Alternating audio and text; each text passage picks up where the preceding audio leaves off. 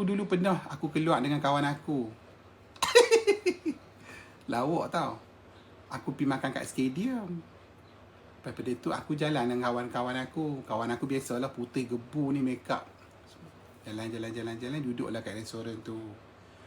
Sebelah meja yang aku duduk tu, ada macam boyfriend girlfriend. Duduk dating lah. Duduk dating.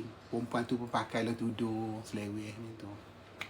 Lepas tu laki tu pun muka tak elok mana pun. Lepas tu duk tengok kami dua-dua orang duk gelak-gelak. Yang kawan aku ni, kami baru nak order makan.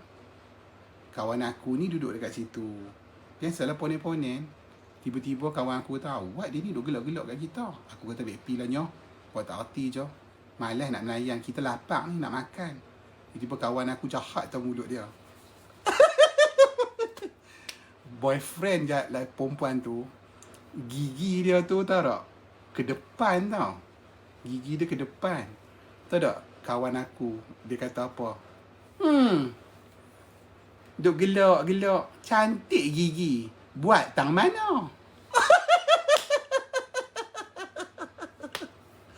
Cantik gigi. Buat tang mana?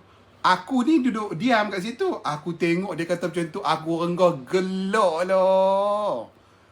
Aku renggah gelak kat meja tu. Aku kata, nak haram. Mulut jahat nyonya. Dia kena ajak macam tu. Dan jantan tu tak gelak dah. Diam. Tunduk. Yang girlfriend dia pun tak kata apa. Diam. Makan. Tunduk. Tidak mereka tu gelak. Yang jantan tu tengok kami ni. Macam. Macam tu. Bila kena ayat pada kawan aku tu. Dan. Diam. Tunduk rapat. Sesuai. Nak tergelak lah kadang-kadang dengan kawan-kawan aku ni. Mulut ponen-ponen biasa lah kan. Dia tak kata apa. Dia kata senang je ayat dia. Cantik gigi buat tang mana?